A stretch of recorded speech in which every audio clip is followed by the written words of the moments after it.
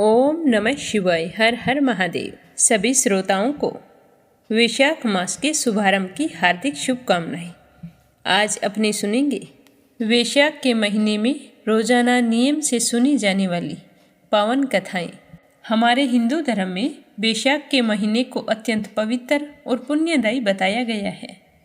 वैशाख माह में पूरे महीने नियम से सूर्य उदय होने से पहले स्नान करना चाहिए और उसके बाद में घर में तुलसी में जल डाल सकते हैं, खेजड़ी के वृक्ष में, बड़ पीपल में, जो आपकी सुविधा हो उसमें पूरे 1 महीने तक आपको जल डालना होता है। और रविवार के दिन आक के पौधे की पूजा करके उसमें जल डाला जाता है। जब इन पेड़ पौधों की विधिवत हम पूजा अर्चना कर लेते हैं तो उसके बाद वैशाख मास की पुण्यदायी कथाओं को कहा और सुना जाता है। तो आज मैं आपको वही कथाएं सुना रही हूँ। भगवान श्री हरि विष्णु भगवान का आशीर्वाद पाने के लिए इन कथाओं को रोजाना नियम से सुनना। बोलो गणेश जी महाराज की जय हो, बोलो विष्णु भगवान की जय हो, लक्ष्मी माता की जय हो, तुलसी माता की जय हो। तो सबसे पहले एक छोटी सी कहानी गणेश जी भगवान की। प्रेम से बोलो गणेश जी महाराज की जय हो। गणेश जी की कहानी में मेंढक मेंढकी की कहानी बहुत ही प्रचलित है। एक समय की बात है, एक तालाब में एक मेंढक और एक मेंढकी रहा करते थे। मेंढकी हमेशा सुबह जल्दी उठती और तालाब से बाहर आकर पाल पर बैठ जाती और सवा पहर दिन चढ़ने तक गणेश जी की पूजा किया करती थी। मेंढकी का इस तरह गणेश जी की पूजा करना मेंढक को बिल्कुल भी अच्छा नहीं लगता था। वह कहता कि कौन है गणेश जी, मैं तो किसी गणेश जी को नहीं मानता हूँ। गार खाती है ना मिट्टी खाती है, भूखी प्यासी पाल पर बैठी रहती है। मुझे देखो कितना हट्टा कट्टा हूँ, कोई विनायक जी की पूजा नहीं करता हूँ। पर मेंढकी पर मेंढक की बातों का कोई असर नहीं होता। मेंढक रोजाना इसी तरह चिल्लाता रहता। तो यह सुनते सुनते एक दिन गणेश जी भगवान नाराज हो गए और गणेश जी की माया से उसी तालाब पर राजा की एक दासी पानी भरने के लिए आती है और घड़े में जैसे ही पानी भरती है तो मेंढक और मेंढकी पानी के साथ उस घड़े में चले जाते हैं। तो वो घर ले जाकर उस पानी के घड़े को भट्टी पर चढ़ा देती है और नीचे आग जला देती है। तो जैसे ही पानी गर्म होता है तो मेंढक तो बुरी तरह से जलने लगता है और ज़ोर ज़ोर से चीखने लगता है और मेंढकी अपने गणेश जी की पूजा में लगी रहती है। तो वो कहता है कि मेंढकी कि मैं तो गर्म पानी में जल रहा हूँ और तुम आराम से बैठी हो। तो वो बोली, नहीं, मैं तो बिल्कुल नहीं जल रही, मुझे तो ठंडी ठंडी हवा आ रही है। तो मेंढक कहने लगा, कैसी बातें कर रही हो, घड़े के अंदर पानी उबल रहा है और तुम कह रही हो कि मुझे तो ठंडी हवा आ रही है। तो मेंढकी कहने लगी कि मैं तो गणेश जी की पूजा करती हूँ और गणेश जी भगवान मेरी रक्षा करते हैं। तो यह सुनकर मेंढक कहने लगा कि आज तुम तेरे गणेश जी का ध्यान कर, हम इस मुसीबत से छूट जाएं, हमारी जान बच जाए। फिर आज के बाद मैं भी तुम्हारे साथ रोजाना सवा पहर दिन चढ़ने तक गणेश जी की पूजा किया करूँगा। तब तक कुछ नहीं खाऊंगा, पूजा करने के बाद ही गार मिट्टी खाया करूँगा। तो मेंढक के कहने पर मेंढकी ने मन ही मन गणेश जी का स्मरण किया। तो गणेश जी की माया से वहाँ 2 सांड लड़ते हुए आए और उस मटके से टकरा गए। मटका फूट गया और मेंढक मेंढकी बाहर निकलकर तालाब में पहुंच गई। अब मेंढक को गणेश जी की माया समझ में आ गई। अब वो भी रोजाना मेंढकी के साथ सवा पहर दिन चढ़ने तक तालाब की पाल पर बैठकर गणेश जी भगवान की पूजा अर्चना किया करता था। हे गणेश जी महाराज, जैसे आपने मेंढक मेंढकी की रक्षा की, वैसे ही हमारी और हमारे परिवार की रक्षा करना, सुख समृद्धि सुख सौभाग्य बनाए रखना। बोलो गणेश जी महाराज की जय हो। अब दूसरी कहानी अपने सुनते हैं पीपल सींचने की कथा कि पीपल की पूजा करने से किस तरह निसंतान दंपति को पुत्र की प्राप्ति हुई। प्रेम से बोलो विष्णु भगवान की जय हो। एक समय की बात है, एक नगर में एक ब्राह्मण दंपति रहा करते थे। वे दोनों प्रतिदिन 7 कोस दूर गंगा और यमुना नदी में स्नान करने के लिए जाते थे। सुबह जाते, आते आते शाम हो जाती। ऐसा करते करते सालों बीत गए। ब्राह्मण दंपति वृद्ध हो चले थे। अब तो ब्राह्मणी लौट कर आती तो बिल्कुल थक जाती। एक दिन वह अपने पति से कहने लगी कि स्वामी, हम कितनी पूजा पाठ करते हैं, दान धर्म करते हैं, फिर भी हमारी संतान नहीं हुई। अगर हमारे एक पुत्र होता तो कितना अच्छा होता। पुत्र होता तो घर बहू आती, और बहू होती तो जब हम स्नान करके पूजा करके घर आते तो सारा काम किया हुआ मिलता और बना बनाया खाना मिलता। बहू हमारी कितनी सेवा करती। तो अपनी पत्नी की बात सुनकर ब्राह्मण कहने लगा कि बात तो तू ठीक कर रही है, चल मैं तेरे लिए बहू ला देता हूँ। तो वह बोली कि क्यों मजाक कर रहे हो, एक तो भगवान ने मजाक कर ली, अब ऊपर से आप भी बोल रहे हो। जब बेटा ही नहीं है तो बहू कहाँ से आएगी। तो ब्राह्मण ने कहा कि तू मेरा कहना मान, एक पोटली में आटा डाल और उसमें कुछ सोने की मुहरें रख दे। तो ब्राह्मण के कहे अनुसार उसकी पत्नी ने एक पोटली में आटा बांधकर उसमें थोड़ी सोने की मुहरें भी डाल दी और वह पोटली ब्राह्मण को थमा दी। वह भगवान श्री हरि विष्णु को याद करता हुआ चल पड़ा। चलते चलते शाम हो चुकी थी तो वह यमुना के किनारे पहुंच गया। वहां पर जाकर बैठ गया तो वहीं नदी किनारे कुछ लड़कियां खेल रही थी। वो मिट्टी के घर बना रही थी। तो ब्राह्मण भी बड़े गौर से उन्हें देखने लगा। थोड़ी देर बाद में उन लड़कियों ने एक दूसरे से कहा कि चलो बहनों, घर चलते हैं, शाम हो गई है, माँ बाबूजी इंतजार कर रहे होंगे। तो ये कहकर सारी लड़कियां अपने अपने घर तोड़ने लगी।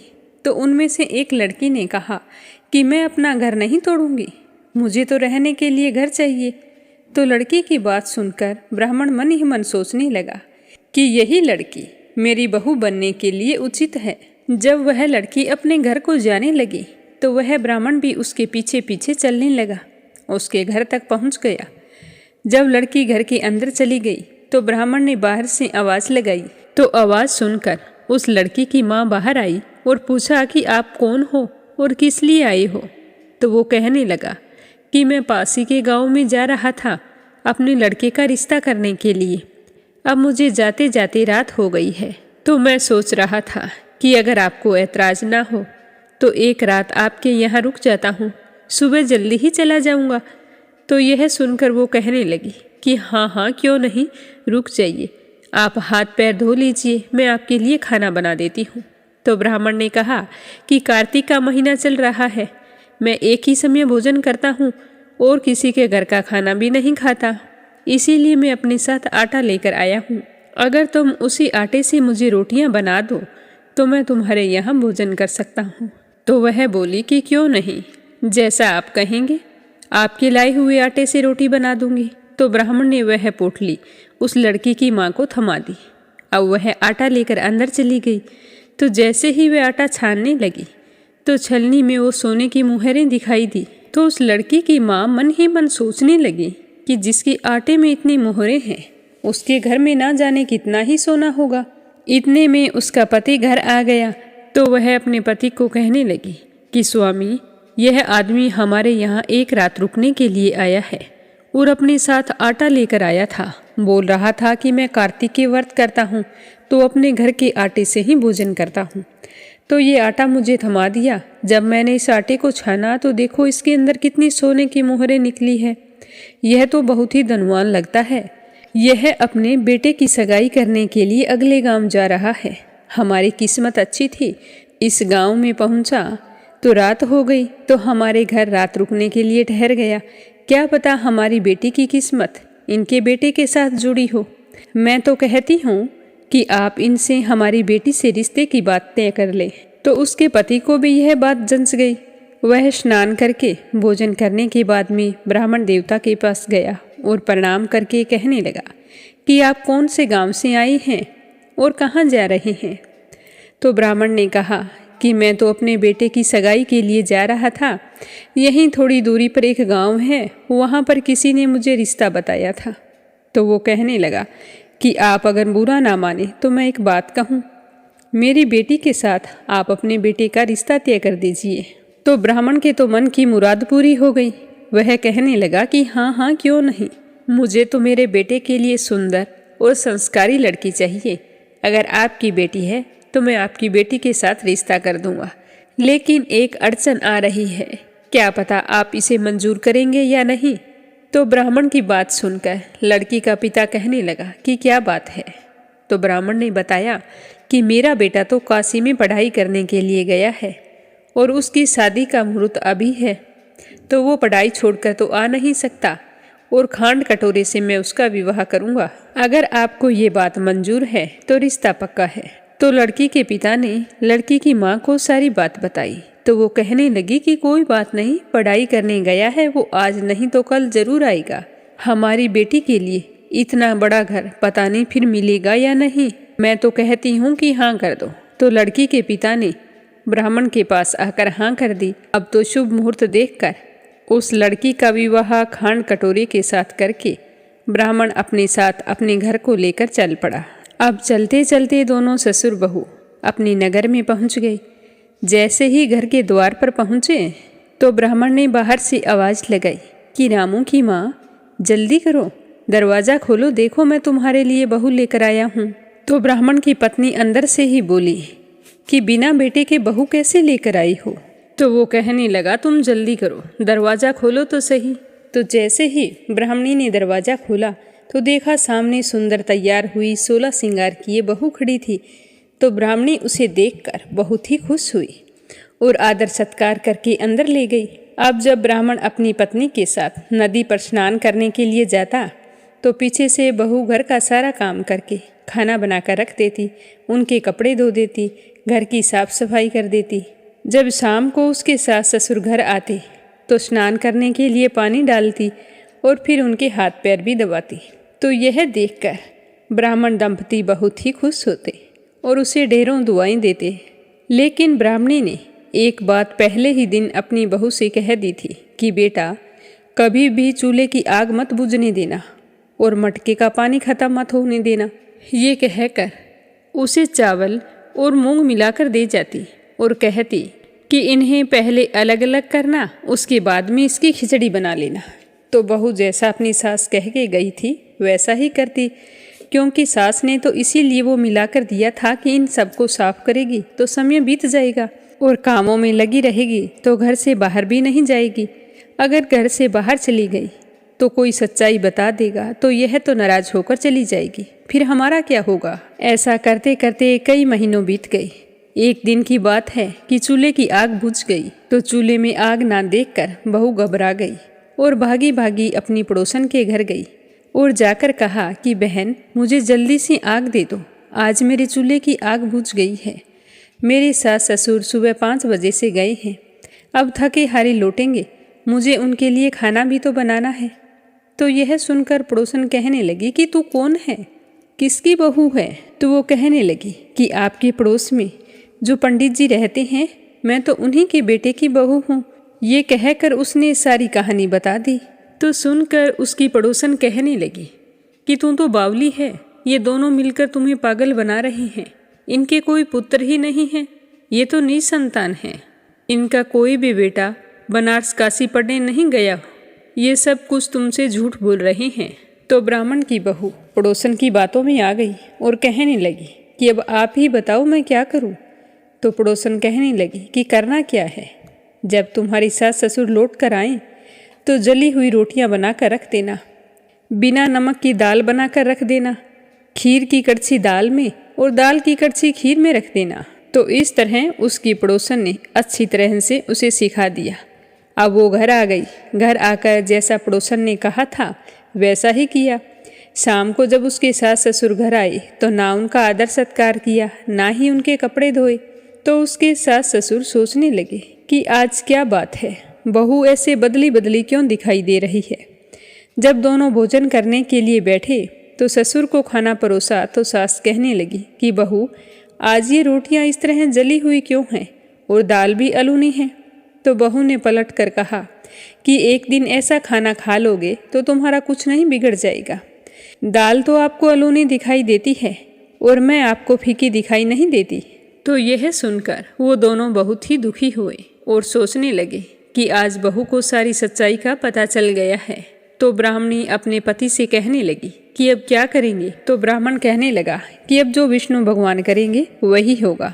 इस तरह बतियाते हुए दोनों सो गए। सुबह जल्दी उठे और स्नान करने के लिए गंगा तट पर चले गए। जब वो जाने लगे तो उनकी बहू ने कहा कि ये 7 कोठों की चाबी है, वो मुझे दे दो। तो उसकी सास ने कई देर तक तो आनाकानी की, पर उसकी बहू ने जिद ही पकड़ ली कि आज तो आपको इन 7 कमरों की चाबी मुझे देनी ही पड़ेगी। तो उसके ससुर ने अपनी पत्नी से कहा कि बहू जब चाबी मांग रही है तो दे दो, आज नहीं तो कल इन चाबियों को इन्हें ही संभालना है, तुम चाबी बहू को दे दो। तो ब्राह्मणी ने चाबी निकाल कर बहू को थमा दी और दोनों बड़े ही चिंतित और उदास मन से स्नान करने के लिए चल पड़े। उन दोनों के जाने के बाद में जब बहू ने पहला दरवाज़ा खोला तो देखा उसमें तो खूब सारा अनाज भरा था। दूसरा खोल कर देखा तो उसमें धन भरा हुआ था, किसी में बर्तन पड़े थे। इस तरह करते करते उसने 7वां कमरा खोला तो उसके अंदर देखा कि शिव जी, पार्वती माता, गणेश जी, लक्ष्मी माता, पीपल पथवारी और कार्तिक के ठाकुर, राई दामोदर, तुलसी जी का बिडला, गंगा यमुना, 33 कोटि देवी देवता विराजमान है और वहीं पर एक लड़का चंदन की चौकी पर बैठा माला जप रहा था। तो यह सब देखकर उसने लड़के से पूछा कि तुम कौन हो और इस बंद कमरे में क्या कर रहे हो? तो वो लड़का कहने लगा कि मैं तेरा पति हूँ, तुम अभी इस दरवाजे को बंद कर दो, जब मेरे माता पिता आएंगे तभी इस दरवाजे को खोलना। तो यह देखकर बहू बहुत ही खुश हुई और 16 श्रृंगार करके सुंदर वस्त्र पहनकर तैयार हो गई और घर का सारा काम जल्दी जल्दी निपटा लिया। अपनी सास ससुर का इंतजार करने लगी। उसने अपने सास और ससुर के लिए अच्छे अच्छे पकवान बनाए और उधर उसके सास ससुर गंगा जी में स्नान करके पीपल में जल सींचने गए तो वहां जाकर बोले कि हे विष्णु भगवान, हमारी लाज आपके हाथ में है, अब हम बहू को क्या जवाब देंगे। इस तरह दोनों विनती करते हुए वहां से वापस घर को चल पड़े। जब वो घर आए तो देखा कि बहू तो बहुत ही खुश थी।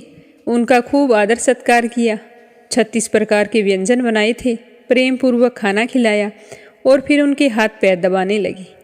पैर दबाते दबाते बहू ने अपनी सास से कहा कि माँ, इतनी दूर गंगा यमुना स्नान करने के लिए जाते हो तो आप थक जाते होंगे, इसीलिए आप घर पर ही स्नान क्यों नहीं कर लेते।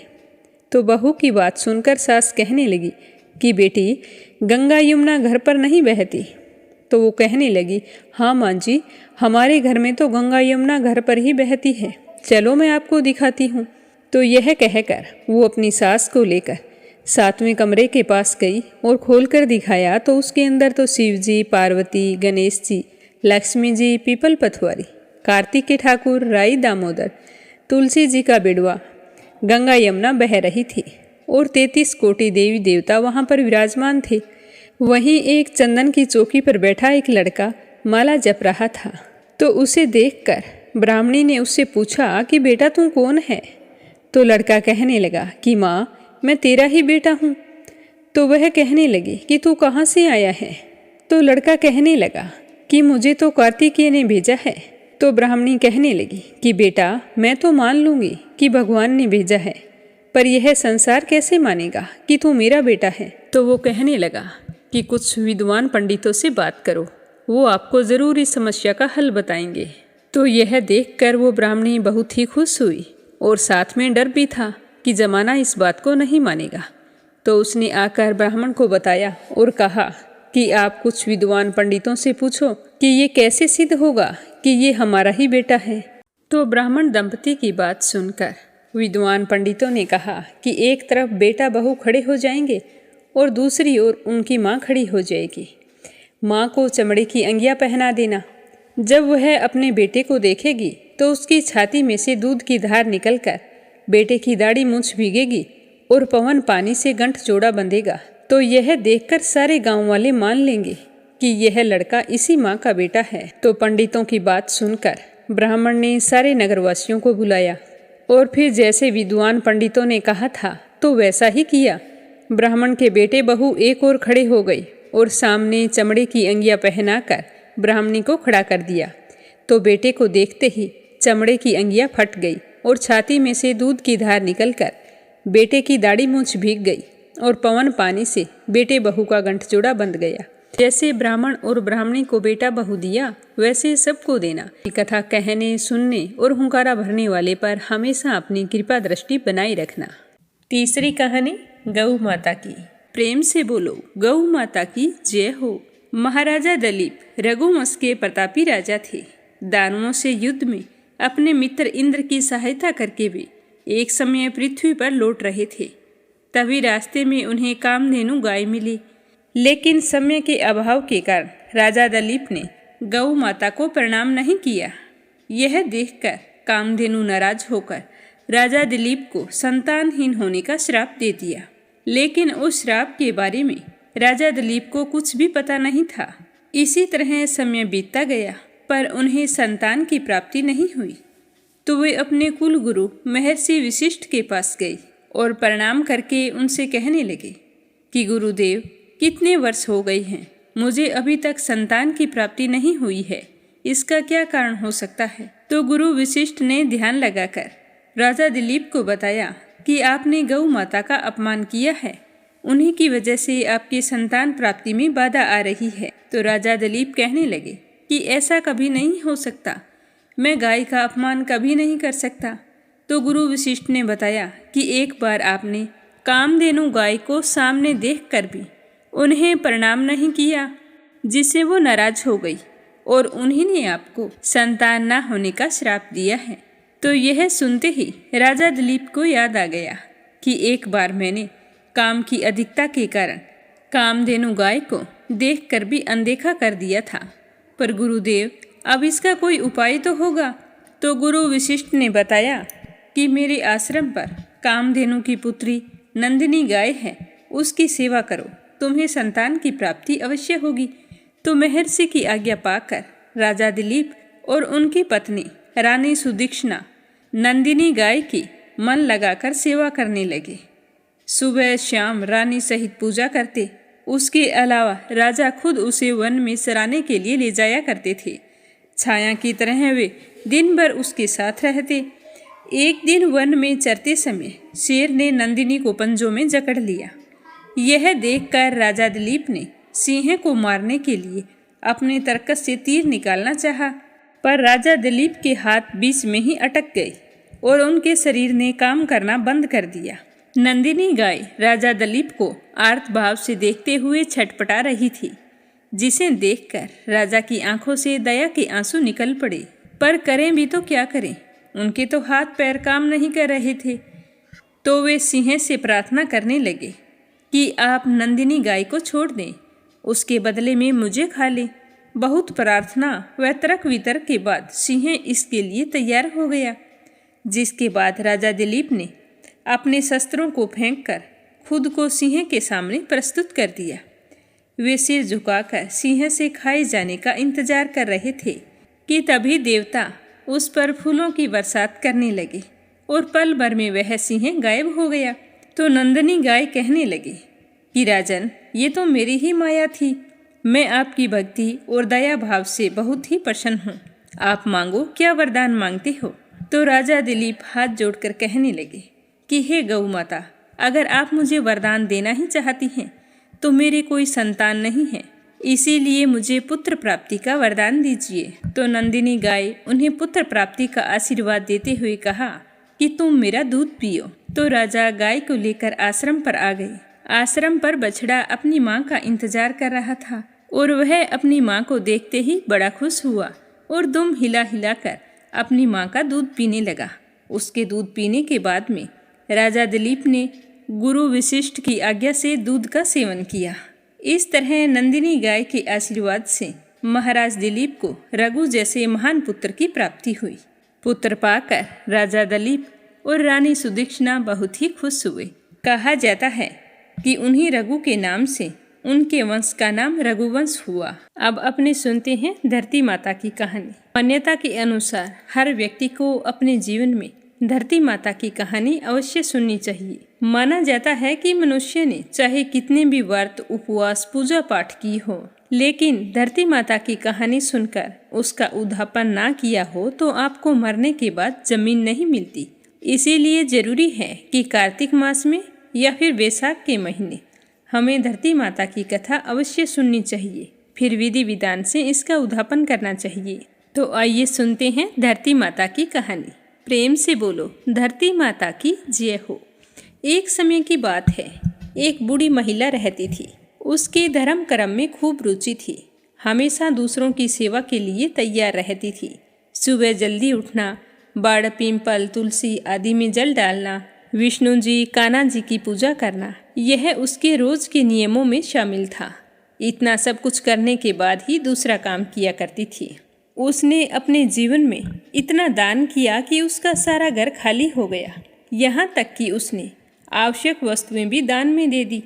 फिर इसी तरह एक दिन उसके अत्यधिक धर्म पुण्य करने के कारण धर्मराज जी का सिंहासन हिलने लगा। तो धर्मराज जी कहने लगे कि ऐसा दानी कौन हो गया है जिसके धर्म पुण्य के कारण मेरा सिंहासन हिल रहा है।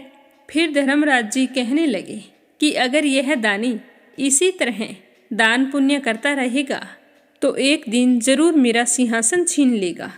फिर अपने दूत से कहने लगे कि तुम जाओ, जल्दी से इस दानी का पता लगाओ। फिर धर्मराज जी ने इस कार्य के लिए यमराज को भेज दिया। यमराज ने दानी का पता लगाने के लिए धरती पर आकर एक कोढ़ी मनुष्य का रूप धारण किया और फिर वह कोढ़ी रूप धारण करके उसी गांव में आ गया जहां पर वो बुढ़िया रहती थी। वह कोढ़ी सारे दिन गांव में कपड़ा मांगते हुए घूमता रहा, लेकिन किसी ने भी उसे तन ढकने के लिए कपड़ा नहीं दिया। सर्दियों का समय था और बहुत तेज ठंडी हवा चल रही थी। वह आदमी फटे पुराने वेश में घूमते हुए सभी के घरों के आगे आवाज लगाता रहा कि कोई मुझे कपड़ा दे दो, कोई मुझे कपड़ा दे दो। तन ढकने के लिए मेरे पास कुछ नहीं है और इतनी भयंकर ठंड में मेरी जान निकल जाएगी। कोई तो होगा जो मुझ पर दया करे। पर किसी ने उसकी इस बात की परवाह नहीं की। सारा दिन यमराज कोढ़ी का रूप धारण किए घूमते रहे, पर किसी ने भी कपड़ा नहीं दिया। रात होने को आई, तभी वह उस बुढ़िया के घर के आगे से गुजर रहा था। तो उसने आवाज लगाई कि कोई मुझे तन ढकने के लिए कपड़ा दे दो। तो उसकी यह आवाज बुढ़िया के कानों में पड़ी। तो वह अपनी बहू से कहने लगी कि बहू उठो, जाकर देखो कि बाहर कौन है। मुझे यह किसी मंगते भिखारी की आवाज लगती है। बेचारे को सर्दी लग रही होगी, तुम बाहर जाओ और देखो, उसे पूछो कि उसे क्या चाहिए। तो बहू अपनी सास की बात सुनकर कहने लगी कि माँ जी, अपने द्वार पर तो कोई ना कोई आता जाता ही रहता है मांगने के लिए। ना आप दिन में चैन लेती हैं और ना ही रात में सोने देती हैं। आपको पता है आधी रात हो चुकी है, इसीलिए तुम भी सो जाओ और मुझे भी सोने दो। तो इस तरह बुढ़िया ने अपनी तीनों बहुओं को कहा, पर उन्होंने बाहर जाने के लिए इनकार कर दिया। फिर बुढ़िया ने अपने चौथे नंबर की बहू को आवाज लगाई कि बेटा बाहर जाकर देखो कि कौन है। तो सबसे छोटी बहू कहने लगी कि माँ जी, आप निश्चिंत रहें, मैं जाकर पता लगाती हूँ कि बाहर कौन आया है। फिर बहू बाहर आकर देखती है कि बाहर एक कोढ़ी आदमी बैठा है। तो बहू उस कोढ़ी आदमी से पूछती है कि बाबा, आपको क्या चाहिए। तब वह कोढ़ी रूप धारण किए हुए यमराज कहता है कि मैं तो कोढ़ी आदमी हूँ, मेरे पास कपड़े भी नहीं हैं, मुझे बहुत सर्दी लग रही है।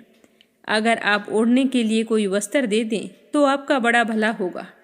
तो उसकी बात सुनकर बहू अंदर चली गई और अंदर जाकर अपनी सास को सारी बात बताई। तो बहू की बात सुनकर बुढ़िया माई कहने लगी कि बहू, तेरे पिताजी ने जो कंबल ओढ़ रखा है उस कंबल को ले जाकर उस कोढ़ी आदमी को दे दे। बेचारा बाहर बैठा है, हम तो कमरे के अंदर हैं। तो यह बात सुनकर बहू कहने लगी कि नहीं माँ, अगर ऐसा किया तो पिताजी को ठंड लगेगी। तो बुढ़िया माई कहने लगी कि ये ले, मेरी गुदड़ी ले जा और तेरे पिताजी को दे दे और उनके पास से कम्बल ले जाकर उस भिखारी को दे दे। वो बेचारा खुले आसमान के नीचे बैठा है, हम तो कमरे बंद करके बैठे हैं, उसके पास कुछ नहीं है। कम से कम एक कम्बल होगा तो सर्दी से कुछ तो बचाव होगा। तो बहू ने अपनी सास की बात मानते हुए कम्बल ले जाकर बाहर बैठे उस आदमी को दे दिया। वह भिखारी आदमी उस कम्बल को लेकर उसके द्वार से खड़ा होकर चला गया और सीधे धर्मराज के पास गया। वहां जाकर कहने लगा कि महाराज, ये लो कम्बल। गांव के बाहरी हिस्से में एक बुढ़िया माई रहती है, वह बहुत ही अधिक दान पुण्य करती है। अब उसके घर में एकमात्र यही कम्बल बचा था, वो भी मुझे दे दिया। उसने नई और पुरानी सभी चीज़ों का दान कर दिया है। उसके घर में दान के लिए अब कुछ भी नहीं बचा है। तो यमराज की बात सुनकर धर्मराज जी कहने लगे कि अब तो वो बुढ़िया मेरा सिंहासन लेकर रहेगी। फिर धर्मराज जी दूत से कहने लगे कि तुम जाओ और उस बुढ़िया माई को यहाँ लेकर आओ। तो वह दूत धर्मराज जी की आज्ञा का पालन करते हुए उस बुढ़िया माई को लेने के लिए धरती पर आए और उसे साथ लेकर चले गए। बुढ़िया माई ने वहाँ पहुँचकर जैसे ही पहला कदम उठाया तो रखने के लिए नीचे पानी था, उसे पैर रखने के लिए धरती नहीं मिली। तो यह देखकर बुढ़िया माई हैरान हो गई और जहाँ बुढ़िया माई खड़ी थी वहीं रह गई। फिर मन में विचार करती हुई भगवान से कहने लगी कि हे भगवान, ये क्या है, अब मेरा क्या होगा? मेरे पैरों के नीचे तो धरती नहीं है, मुझे धरती चाहिए। तब भगवान कहने लगे कि बुढ़िया माई, तूने धरती मोल नहीं ली, अब मैं तुम्हें धरती कहाँ से ला कर दूँ?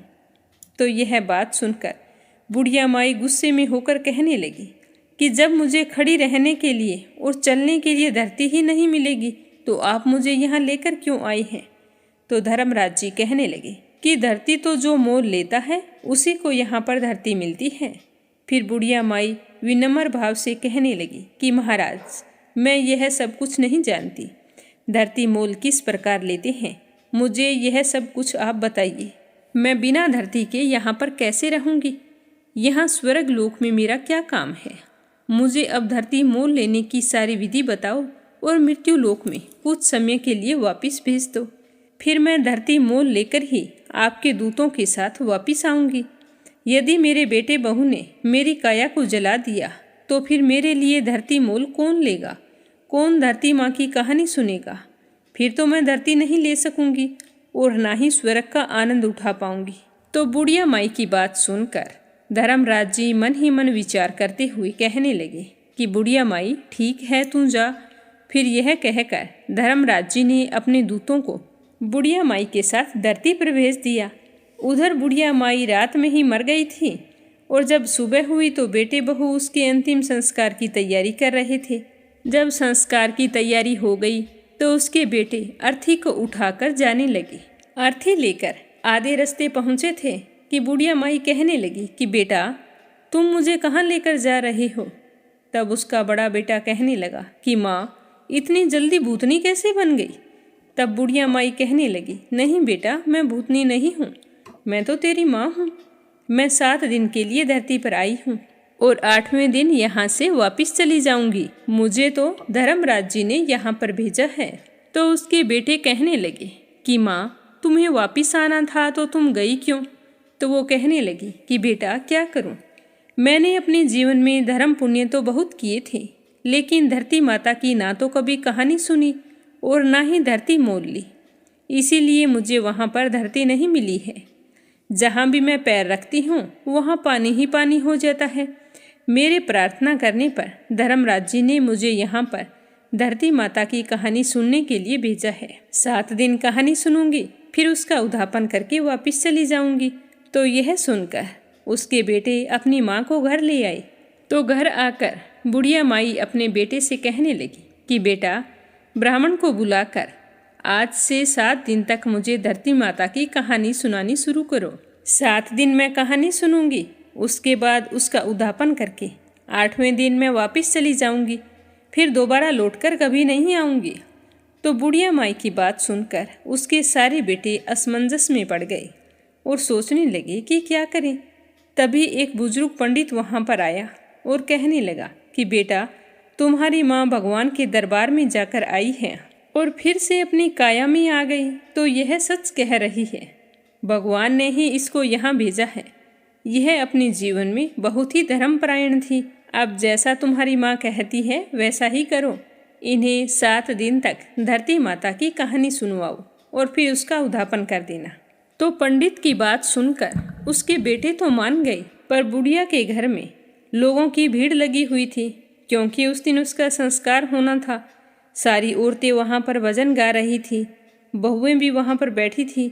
बुढ़िया माई को जिंदा देखकर बहुएं कहने लगी कि ये अम्मा नहीं मरेगी, ये तो हमें मारकर फिर मरेगी। सारे घर में झाड़ू लगा दी है, सुई तक भी घर में छोड़ी नहीं।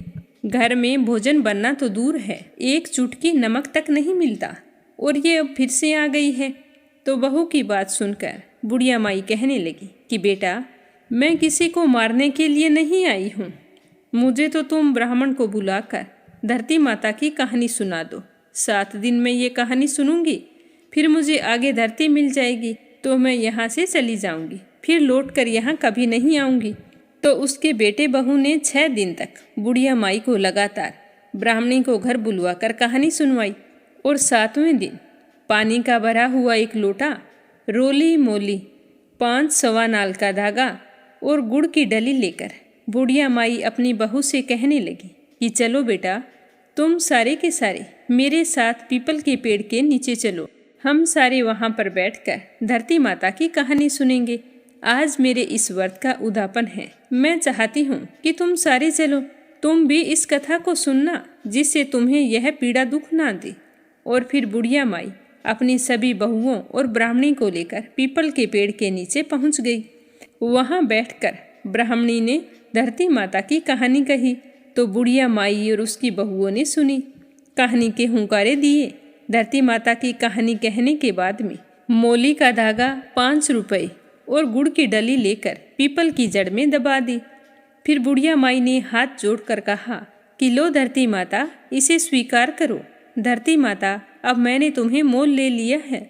जाने अनजाने अगर मुझसे कोई पाप हो गए हैं तो तुम अपने में समेट लो और मुझे आगे धरती मिले ये आशीर्वाद दो, ताकि मुझे फिर से यहाँ ना आना पड़े। इस प्रकार बुढ़िया माई ने 7 दिन तक धरती माता की कहानी सुनकर उसका उद्यापन कर दिया। बुढ़िया माई की बहुओं ने एक दिन धरती माता की कहानी सुनकर उद्यापन कर दिया। इस प्रकार बुढ़िया माई ने धरती माता की कहानी कही, उसका व्रत किया और स्वयं भी उद्यापन किया और बहुओं से भी करवाया। और फिर जब सारी बहुएं घर लौटी तो बुढ़िया माई बहू से कहने लगी कि बेटा, आज तो मेरा आखिरी दिन है। आज मुझे सभी प्रकार का भोजन करा दो, फिर मैं चली जाऊंगी तो वापस लौटकर नहीं आऊंगी। तो बहुएं कहने लगी कि माँ जी, आपको क्या खिलाएं और कहाँ से लाएं? घर में कुछ भी नहीं बचा है, आपने सब कुछ तो दान कर दिया है। तो बड़ी बहू कहने लगी कि कोई बात नहीं, तुम इतनी कड़वी मत बोलो, मैं सब कुछ अपने आप प्रबंध कर लूँगी। मैं अभी पड़ोस में जाकर आती हूँ, माँ के करने लायक भोजन तो मिल ही जाएगा।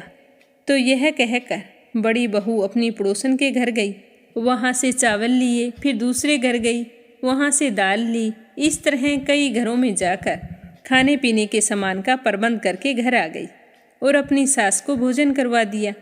तो बुढ़िया माई अपने बेटे बहू से कहने लगी कि बेटा, तुम भी सारे भोजन कर लो। तो सभी ने थोड़ा थोड़ा भोजन कर लिया। तो बुढ़िया माई उनसे कहने लगी कि बेटा, कल सुबह मैं जल्दी सूर्य उदय होने से पहले यहाँ से चली जाऊंगी। अब तुम सारे थक गए होंगे तो जाकर सो जाओ। तो सारे बेटे बहू मना करने लगे, पर बुढ़िया माई ने जिद करके उन्हें सोने के लिए भेज दिया। तो बुढ़िया के सारे बेटे बहू जाकर सो गए और निश्चित समय पर भगवान का विमान आया और बुढ़िया माई को लेकर चला गया। आगे वहाँ जाने पर बुढ़िया माई को धरती मिल गई। अब बुढ़िया माई भगवान से कहने लगी कि भगवान, अब आप मेरी एक इच्छा और पूरी करो। तो भगवान कहने लगे कि तुम्हारी अब कौन सी इच्छा पूरी करूं? तो वो कहने लगी कि मेरे घर में कुछ भी नहीं छोड़कर आई हूँ। मैंने सब कुछ दान कर दिया है, यहाँ तक कि मैंने गुड़, चाय, नमक कुछ भी नहीं छोड़ा है। अब मेरे मरने के बाद मेरे बेटे बहू मेरा अंतिम संस्कार कैसे करेंगे? जो मैंने दान धर्म किया है उसे 4 गुना करके आप लौटाइए।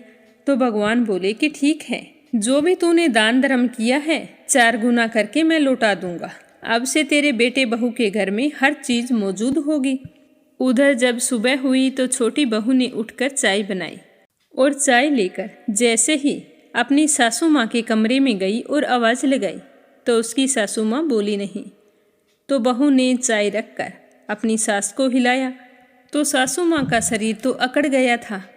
तो वह अपनी जेठानी के पास आई और कहने लगी कि सासू माँ तो अकड़ के सो गई है, कुछ भी नहीं बोल रही, तुम जाओ, तुम ही संभालो। तो उसकी जेठानी बोली कि आज सासू माँ के 7 दिन पूरे हो गए हैं, आज 8वां दिन है, तो सासू माँ को तो जाना ही था।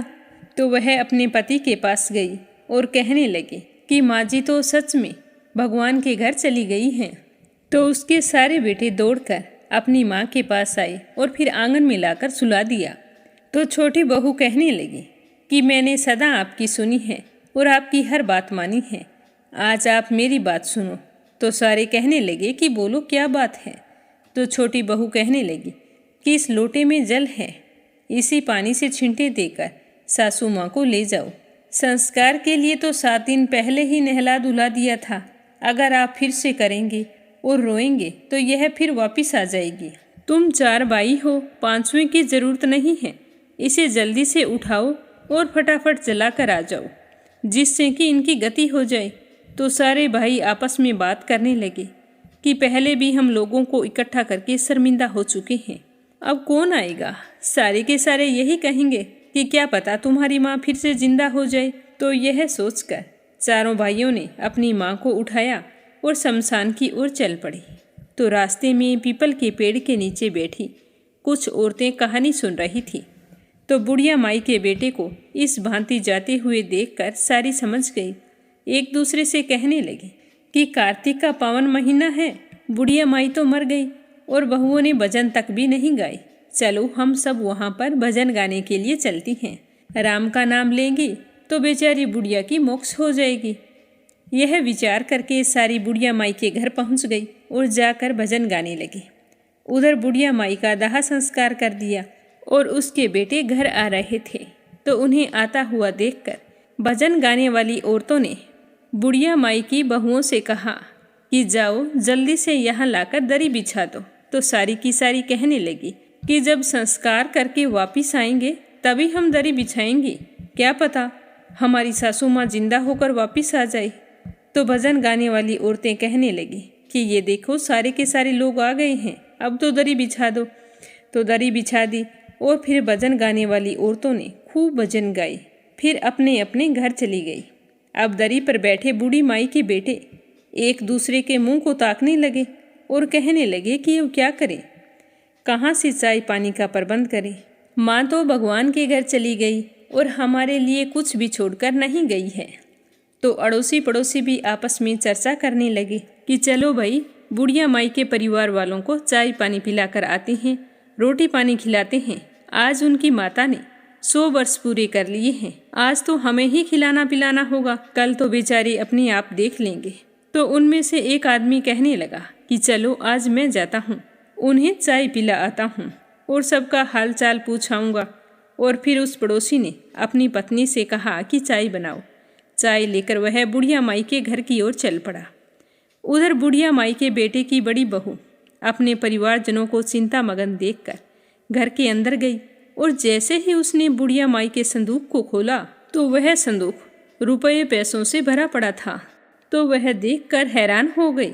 रसोई में गई तो वहाँ आटे के बोरे, गुड़, खांड, खाने पीने का सारा सामान मौजूद था। सब्जियाँ, मसाले सब कुछ पड़ा था। उनकी रसोई सारी सामग्रियों से युक्त थी।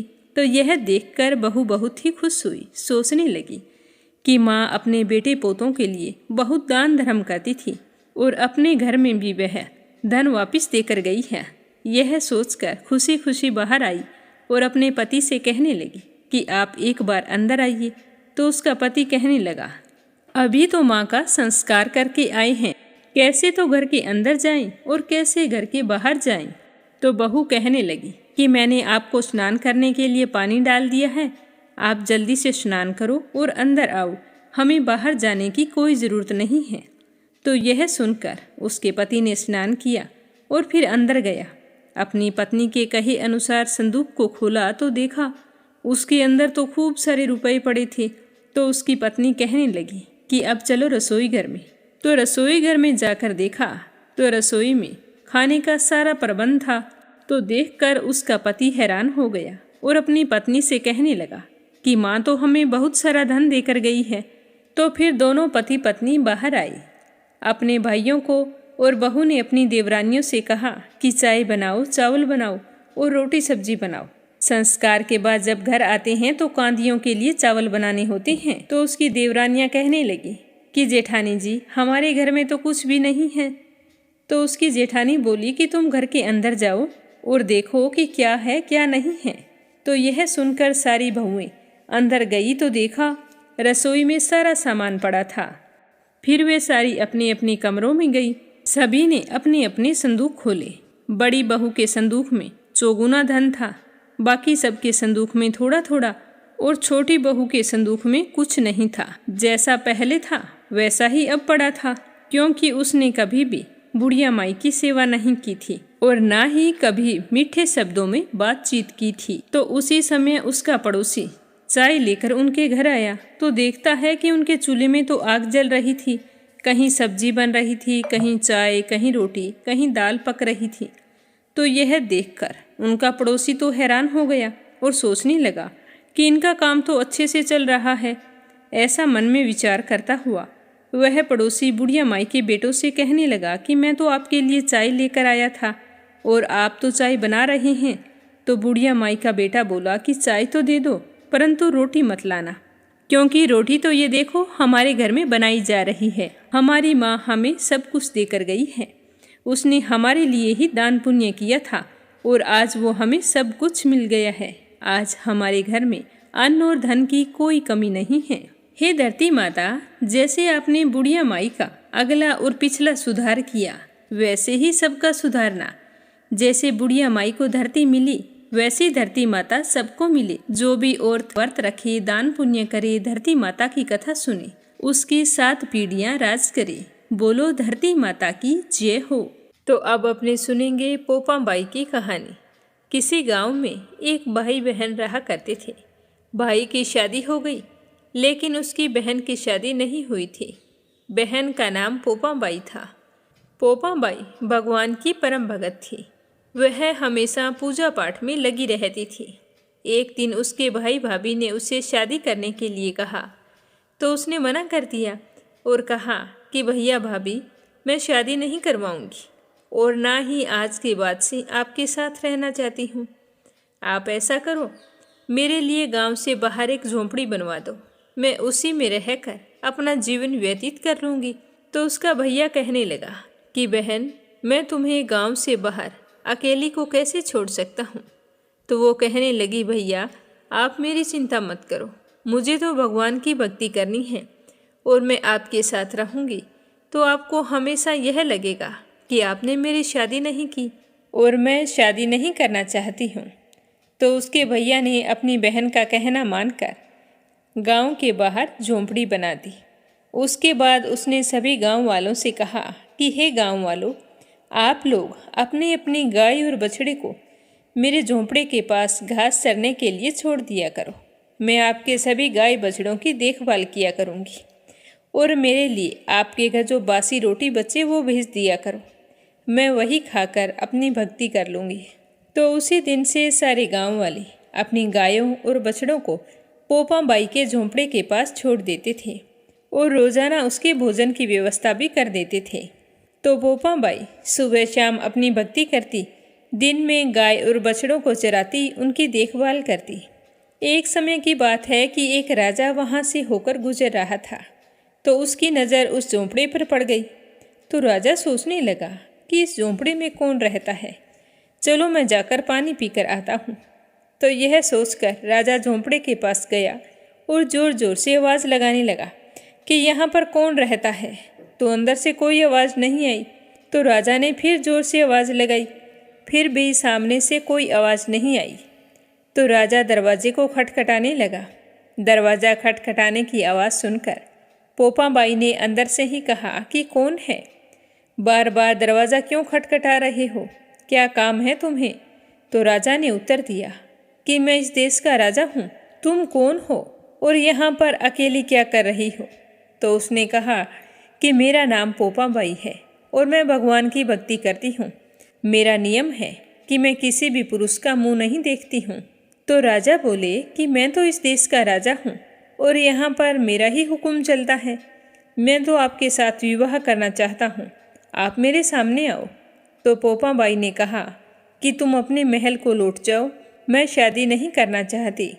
लेकिन राजा ने पोपा बाई की बात की ओर ध्यान नहीं दिया और दरवाजे को तोड़कर अंदर चले गई और पोपा बाई को बलपूर्वक उठाकर अपने घोड़े पर बैठाया और महल की ओर चल पड़े। तो पोपा बाई ने राजा को श्राप दिया कि हे राजा, तेरा राजपाट सब नष्ट हो जाए पर राजा ने उसकी बात की ओर ध्यान नहीं दिया। जैसे ही राजा महल में पहुंचे तो अपनी रानियों को पोपाबाई के बारे में बताया। तो पूरी बात सुनकर रानियों ने राजा से अनुरोध किया कि राजन, आप पोपाबाई को सही सलामत उनकी झोंपड़ी में छोड़ आए। आपने उसे यहाँ लाकर अच्छा नहीं किया। उसके श्राप से हमारा सब कुछ नष्ट हो जाएगा।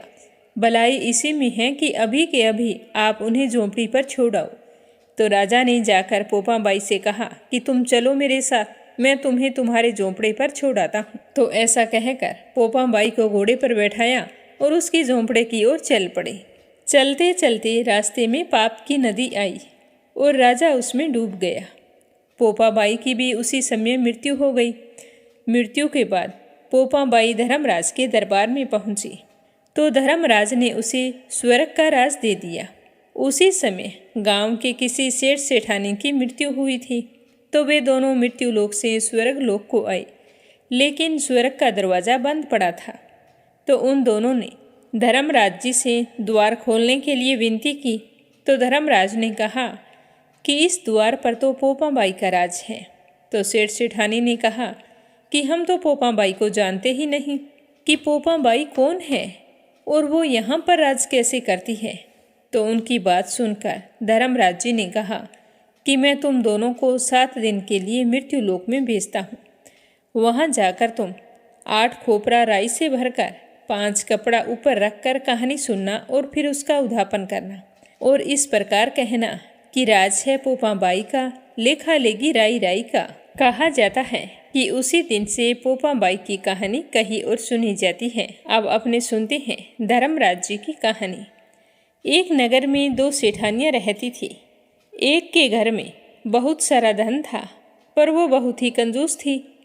दूसरी के पास धन थोड़ा कम था पर मन से वह बहुत ही अमीर थी। वह रोजाना सुबह जल्दी उठती, गंगा स्नान करती, तुलसी माता बड़ पिंपल सींचती, भगवान के मंदिर जाकर भगवान की पूजा करती, धर्मराज सूरज भगवान की कहानी सुनती, भगवान के भोग लगाकर ब्राह्मण को जिमाती, गाय व कुत्ते के लिए ग्रास निकालती। जब दूसरी सेठानी इस धर्मात्मा को देखती तो हंस कर कहने लगती कि तुम पता नहीं दिन भर क्या करती रहती हो। तो वो कहती, बहन, पूजा पाठ करना हर औरत का धर्म होता है। मैं तो कहती हूँ कि तुम भी सुबह जल्दी उठकर स्नान करके पूजा पाठ किया करो। तो दूसरी सेठानी कहती कि पूजा पाठ तो तुम भी खूब करती हो, पर इसके बदले तुम्हें क्या मिला? कभी अपने आप को देखा है? सूख कर कांटा हो गई हो और मैं कुछ नहीं करती हूँ। देखो मैं कैसी हट्टी कटी हूँ। मैं तो कहती हूँ पूजा पाठ में कुछ भी नहीं पड़ा। मेरे पास तो खूब सारा धन है और तुम्हारे पास कुछ भी तो नहीं है। तो धर्मात्मा सेठानी कुछ नहीं बोली और अपनी पूजा पाठ नियम से करती रही। ऐसा करते करते समय बीतता गया। समय के साथ दोनों बूढ़ी हो चली थी। फिर एक दिन भगवान के घर से बुलावा आ गया तो यमराज के दूत उन्हें लेने के लिए आए। तो धर्मात्मा सेठानी के लिए यमराज जी ने विमान भेजा और दूसरी सेठानी को मारते पीटते हुए ले जाने लगे। तो थोड़ी दूर चलने पर वह सेठानी कहने लगी कि मुझे भूख लगी है। तो दूत कहने लगे कि किसी को कुछ दिया होगा तो ही मिलेगा। फिर बोली कि प्यास लगी है। तो दूत बोले कि अपने जीवन में कभी किसी प्यासे को पानी पिलाया था? तो यह सुनकर वो चुप हो गई। फिर रास्ते में चलते चलते उसे कांटे चुभने लगे, गर्मी सताने लगी, पर दूत तो उसे घसीटते हुए लेकर जा रहे थे। तो अब सेठानी बहुत ही पछता रही थी। सोच रही थी कि मेरे पास सब कुछ था, फिर भी मैंने कोई भी चीज़ का दान नहीं किया। अब सब कुछ पीछे छूट गया है, मुझे क्या मिला? अगर समय रहते मैं भी दान धर्म कर लेती तो आज मुझे कितना काम आता। और दूसरी ओर धर्मात्मा बुढ़िया को भगवान के पास सिंहासन मिला और वह उस पर बैठ गई। नास्तिक सेठानी को ले जाकर तपते हुए कुंड में डाल दिया। अब सेठानी यमराज से बोली कि मुझे 1.25 पहर का जीवन दे दो, मैं वापस आकर दंड भोग लूँगी। तो यमराज ने कहा कि ठीक है। तो सेठानी के शरीर में प्राण वापस डाल दिए। संसार में आते ही सेठानी ने पंडितों को बुलाकर धर्मराज जी की कथा सुनी और सब तरह से दान धर्म किया। इतने में 1.25 पहर का समय पूरा हो गया। अब की बार उसके लिए विमान आया सवा पहर के दान धर्म से ही सेठानी को स्वर्ग का वास मिला। बोलो धर्मराज जी की जय हो। हर मनुष्य को अपनी कमाई का कुछ हिस्सा दान पुण्य में लगाना चाहिए और दान करते समय कभी भी मन में अभिमान नहीं लाना चाहिए, क्योंकि यह सब कुछ भगवान ने दिया है, तो हमें अभिमान किस चीज़ का, यह सोचकर खुश होना चाहिए कि भगवान ने हमें दान धर्म के लिए चुना है। बोलो धर्मराज जी की जय हो। हे धर्मराज जी, जैसी कृपा आपने सेठानी पर की वैसी सब पर करना। जो दान करे, गरीबों की सहायता करे और आपकी इस कथा को पूरे श्रद्धा भाव से सुने, उसकी सारी मनोकामनाएं पूर्ण करना। लप्सी और तपसी की कहानी। इस कहानी को सुने बिना हमें हमारे व्रत, स्नान, पूजा पाठ का कोई पुण्य फल प्राप्त नहीं होता है। इसीलिए सारे विष्णु भक्त जब भी पूजा पाठ करें, कथा सुने तो लप्सी तपसी की कहानी जरूर सुने। बोलो लप्सी तपसी की जय हो। प्राचीन समय की बात है। एक गांव में लप्सी और तपसी नाम के दो भाई रहा करते थे। तपसी हमेशा भगवान की सेवा में लीन रहता था, लेकिन लप्सी हमेशा सवा सेर लापसी बनाता, भगवान को भोग लगाकर फिर स्वयं भोजन कर लेता। दोनों भाइयों का यही नियम था। एक दिन दोनों भाइयों में बहस छिड़ गई कि कौन बड़ा है। तो लप्सी कहने लगा कि मैं बड़ा हूँ, क्योंकि मैं तो लापसी बनाकर भगवान को रोजाना भोग लगाता हूँ। मैं कभी भी भगवान को भूखा नहीं रहने देता। तो तपसी कहने लगा कि मैं बड़ा हूँ, क्योंकि मैं सारा दिन भगवान की तपस्या करता हूँ। तो इस तरह करते करते दोनों जोर जोर से लड़ने लगे। तभी वहाँ से नारद मुनि गुजर रहे थे। उन दोनों को लड़ते हुए देखा तो उनके पास आए और लड़ने का कारण पूछने लगे। तो तपसी कहने लगा कि हे देव ऋषि, आप ही बताइए कि कौन बड़ा है। मैं कहता हूँ कि मैं बड़ा हूँ। लप्सी इस बात को मानने के लिए तैयार नहीं है। ये कहता है कि मैं बड़ा हूँ। तो दोनों की बात सुनकर नारद मुनि कहने लगे कि मैं इसका फैसला तो कर दूंगा, लेकिन कल करूँगा। कल सुबह जल्दी आऊँगा और आपको बता दूंगा कि तुम दोनों में से कौन बड़ा है। तो अगली सुबह तपसी रोजाना की तरह नहा धोकर पूजा करने के लिए जा रहा था। तो रास्ते में उसे 1.25 करोड़ की एक अंगूठी मिली, जो नारद जी ने उसके आगे फेंकी थी। तो तपसी ने जल्दी जल्दी इधर उधर देखा और अंगूठी को उठा लिया और तपस्या करने बैठा तो अपने पैर के नीचे दबाकर बैठ गया। लप्सी रोजाना की तरह स्नान करके आया और 1.25 सेर लापसी बनाई। पहले भगवान को भोग लगाया, फिर स्वयं लापसी जीमने के लिए बैठ गया। तभी वहाँ पर नारद जी आ गए और कहने लगे कि लप्सी बड़ा है। तो तपसी कहने लगा कि इसका क्या कारण हो सकता है, ये कैसे बड़ा है, ये कभी पूजा पाठ नहीं करता है। तो नारद जी कहने लगे कि इसके मन में लालच नहीं है, जो भी करता है बड़े ही श्रद्धा भाव से करता है। इसका नियम है कि रोजाना भगवान को भोग लगाना। इसका नियम कोई भी भंग नहीं कर सकता, लेकिन तुम्हारा नियम भंग हो चुका है। तो तपसी कहने लगा कि कैसे, मैं नियम से रोजाना भगवान की पूजा करता हूँ। तो नारद मुनि कहने लगे कि तुम खड़े होकर अपना पैर उठाओ। तो तपसी जैसे ही खड़ा हुआ तो उसके पैर के नीचे 1.25 करोड़ की अंगूठी पड़ी थी। तो नारद जी कहने लगे कि तूने इसे चुराया है, जिससे तेरी तपस्या भंग हो गई है। तपसी हाथ जोड़कर नारद जी के सामने खड़ा हो गया और कहने लगा कि मुझसे गलती हो गई, आज के बाद मैं ऐसी गलती कभी नहीं करूँगा। मैंने बहुत ही सच्चे मन से पूजा की है। आप ही मुझे बताइए कि मुझे मेरी पूजा का फल कैसे मिल सकता है।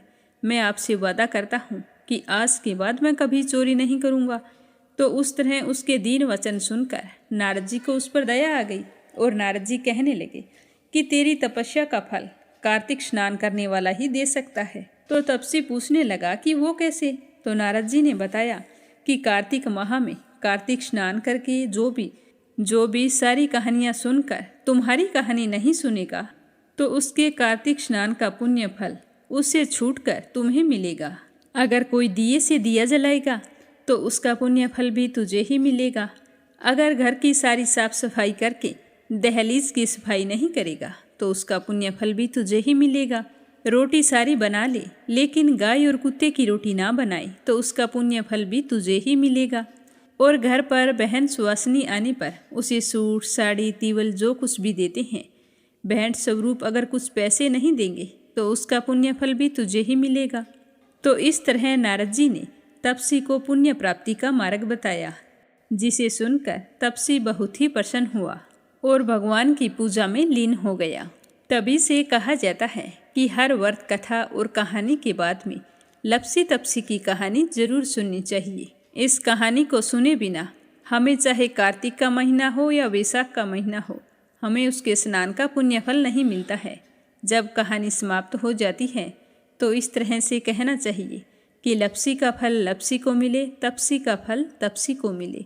हमारी कहानी का, हमारे पूजा पाठ और हमारे व्रत का पुण्य फल हमें मिले। बोलो लपसी तपसी की जय हो। तो ये थी 5 कथाएं जो वैशाख के महीने में रोजाना नियम से सुनी जाती है।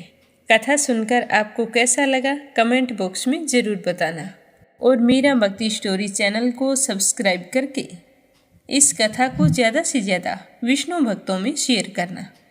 आप सभी की मंगल कामना के साथ ओम नमः शिवाय। हर हर महादेव।